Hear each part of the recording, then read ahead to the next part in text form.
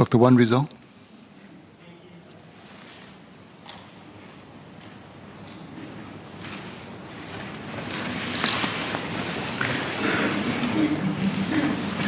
Mr. Speaker, may I seek your permission to take questions 18 to 25 together? Yes, please.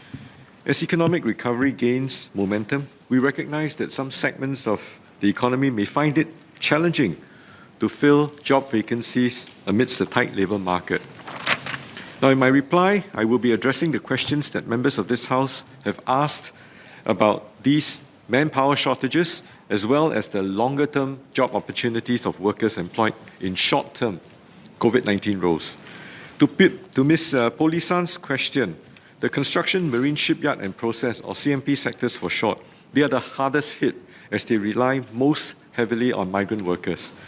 As Ms. Joan Pereira, Ms. Yeo Wan Leng, Mr. Shahril Taha and Ms. Nadia Ahmad Samdin have pointed out, our industries such as food services, cleaning, retail, tourism and aviation that were affected by safe management measures and international travel restrictions are also facing a manpower crunch now as they rebuild their manpower with the reopening. There also continues to be many vacancies in outward-oriented industries such as information and communications and financial services. A significant part of the manpower crunch that we are experiencing today is in large part due to the impact of COVID. Now, the balance, albeit a smaller part, due to cyclical reasons. Now, in the last 2 years, our non-resident workforce declined sharply as businesses were battered by the pandemic. However, while demand is recovering, border restrictions had dampened the regular inflow of foreign manpower. The government has taken steps to resume the inflow of foreign workers to ease the manpower crunch, and we've progressively lifted border restrictions from late last year.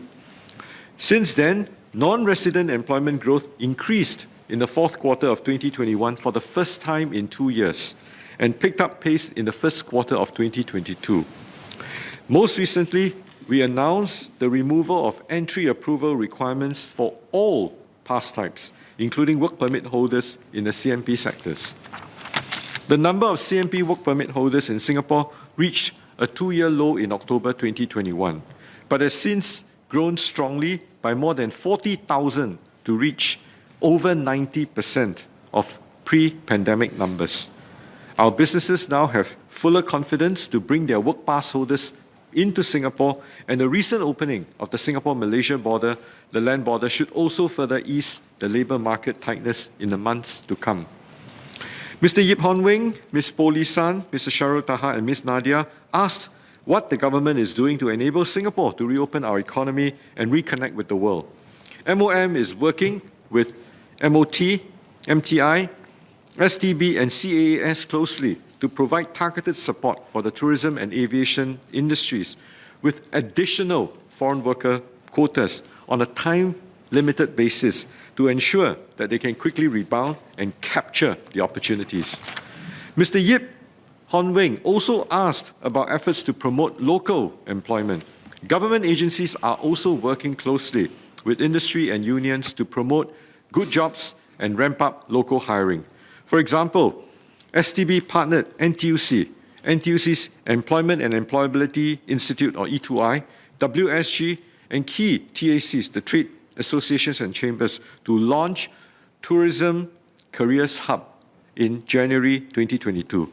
This hub facilitates job matching of local candidates with the tourism sector. It supports the upskilling of workers to meet evolving demands as well as drives transformation efforts. CAS is working with aviation firms to recall former employees and expand hiring. Both CAAS and STB have lined up recruitment activities such as career fairs in the next few months. We will also continue to support our businesses to transform and to improve job quality to attract and retain local workers. For example, MTI recently announced the 70 million food services and retail business revitalization package. In the cleaning sector, NEA has also been working with cleaning companies to adopt technologies such as autonomous floor cleaning scrubbers, and robotic solutions to free up workers to meet the added demand for disinfection work. So basically, MOM and MTI will work closely with TACs to study further ways to support both the retail and F&B sectors in terms of how to support their manpower needs in the immediate term. We will also nudge and continue to support our businesses to hire locals. We've extended the jobs growth incentive to September 2022 to support the hiring of mature local workers, those who are not in work for at least 6 months, and persons with disabilities or ex-offenders. And employers can receive up to $21,600 per eligible hire over a 12-month period. There are also other pathways in which employers can tap, such as the SG United Mid-Career Pathways, and attachments under these pathways will allow employers to provide mature candidates with on-the-job training and evaluate their job fit.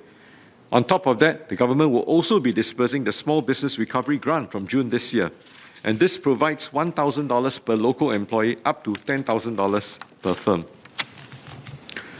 Our efforts are paying off. I'm encouraged to see that many businesses have been able to build up their local workforce to meet their manpower needs.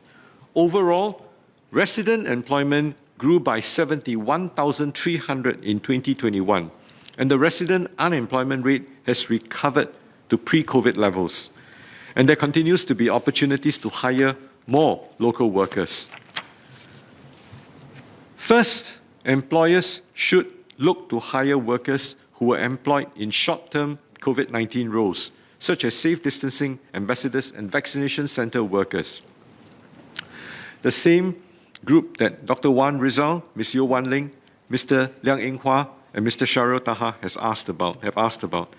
Now, around 6,400 of such workers were employed as at April 2022 by the public sector, government-funded institutions, or private sector medical service providers. Around 1,200 of these workers will be redeployed into longer-term roles, but the other 5,200 will be looking for new jobs when their contracts end over the coming months. So WSG and NTUC's E2I will be providing employment facilitation support. Employers who are interested to consider these workers can reach out to WSG and NTUC's E2I.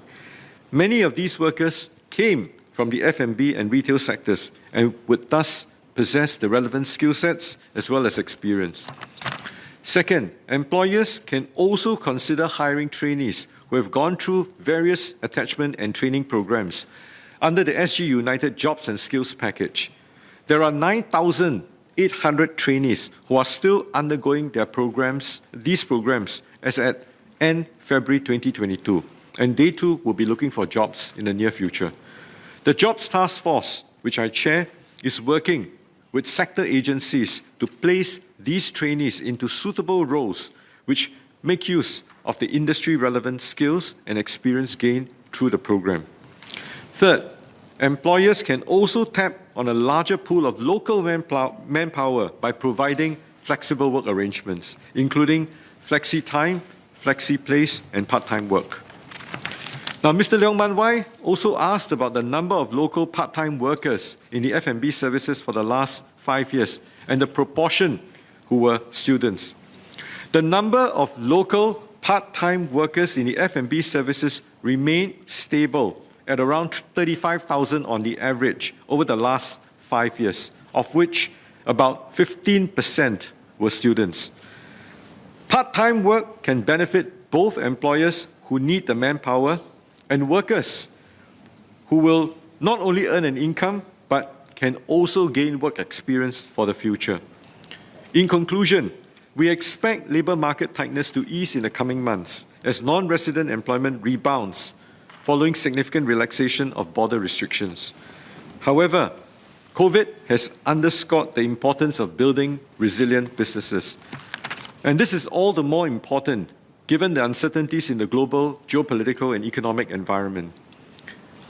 Over-reliance on foreign workers will leave businesses open to and vulnerable to disruptions.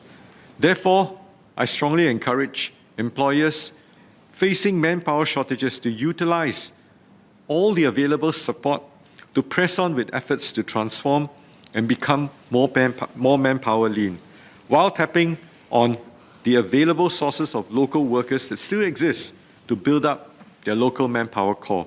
Thank you.